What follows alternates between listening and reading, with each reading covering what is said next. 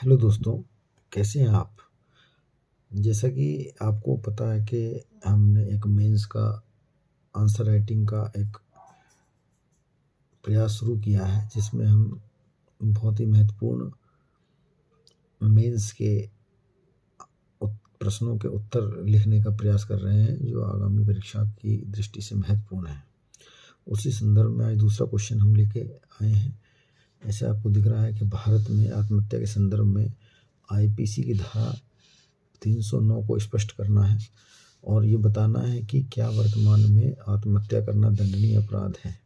क्योंकि ये मुद्दा आपने देखा होगा, कोटा और बहुत सारे जगहों में आत्महत्या के मामले बहुत बढ़ते जा रहे हैं, जिसके कारण ये एक नैतिक समस्या भी है कि इसका समाधान किस प्रकार किया जाए। हमें अपने मुख्य परीक्षा पेपर 2 के संदर्भ में इस प्रश्न को लिखना है। स्टार्ट करते हैं। देखिए, जैसा कि आपको पता ही है कि जब हम कोई उत्तर लिख रहे हैं मेंस के लिए, तो उसकी प्रस्तावना या इंट्रोडक्शन जिसे आप कहते हैं, उसका डेटा से अगर शुरुआत हो, आपके पास डेटा है तो बहुत अच्छी बात है। तो उसी के अकॉर्डिंग देखिए लिखा गया है कि राष्ट्रीय अपराध रिकॉर्ड ब्यूरो एनसीआरबी के अनुसार, जो 2023 का लेटेस्ट डेटा है, ये भारत में 1,71,000 से अधिक आत्महत्याएं के मामले दर्ज किए गए हैं। बहुत बड़ी संख्या है ये। आईपीसी की धारा 309 आत्महत्या के प्रयास को अपराध घोषित करती थी, किंतु वर्तमान स्थिति जो विधिक स्थिति है उसमें परिवर्तन हो चुका है। आप अपने उत्तर को आकर्षक बनाने के लिए फ्लो डायग्राम भी बना सकते हैं, जैसा कि ये बनाया गया है। इसमें दिया गया आईपीसी 1860 में धारा 309 आत्महत्या का प्रयास दंडनीय था। पी रथिराम बनाम भारत संघ 1994 में धारा 309 को असंवैधानिक घोषित कर दिया गया। उसके बाद ज्ञान कौर बनाम स्टेट ऑफ पंजाब 1996 केस में धारा 309 वैध मानी गई।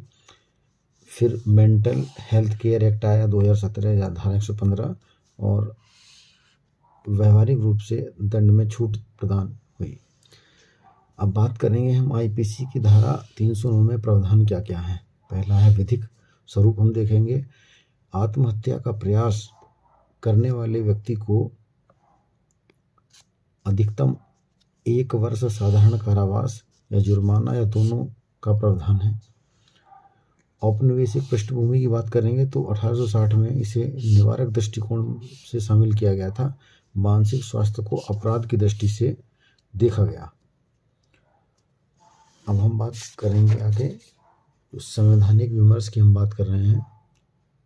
संवैधानिक विमर्श में आपने देखा, इसमें बताएंगे हम पी रथिराम जो केस हुआ था 1994 में, इसके अकॉर्डिंग अनुच्छेद जो आपका आर्टिकल नंबर 21 है, इसके तहत मृत्यु के अधिकार की व्याख्या करते हुए धारा 309 को असंवैधानिक माना गया था। ज्ञान कौर केस 1996 में संविधान की पीठ ने स्पष्ट किया कि जीवन का अधिकार में मृत्यु का अधिकार शामिल नहीं है और धारा 309 पुनः वैध हुई।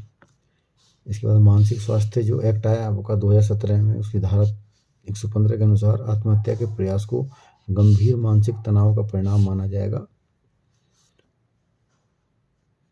ऐसे व्यक्ति को दंडित नहीं किया जाएगा।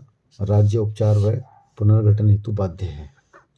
वर्तमान कानूनी स्थिति की बात करेंगे हम।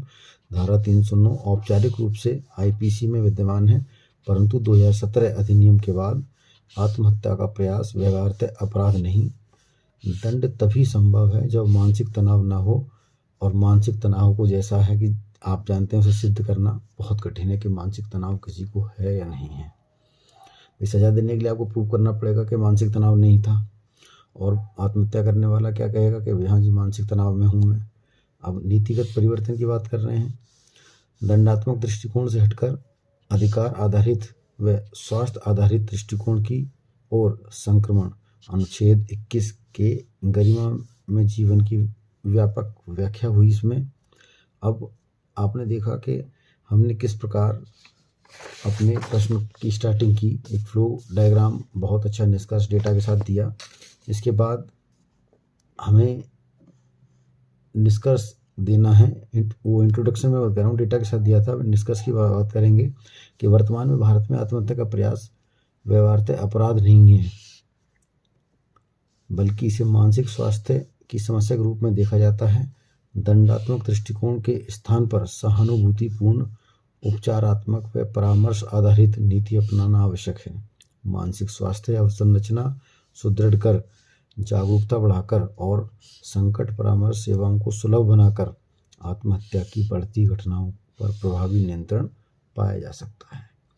तो आपने देखा किस प्रकार हमने ये प्रश्न आपके किसी भी स्टेट परीक्षा के लिए बहुत महत्वपूर्ण है। इवन दैट अगर आप यूपीएससी की परीक्षा में बैठेंगे, थोड़ा डेटा और फैक्ट आपको ज़्यादा यूज करने पड़ेंगे, क्योंकि वहाँ शब्दों की संख्या 250 वर्ड तक रहती है।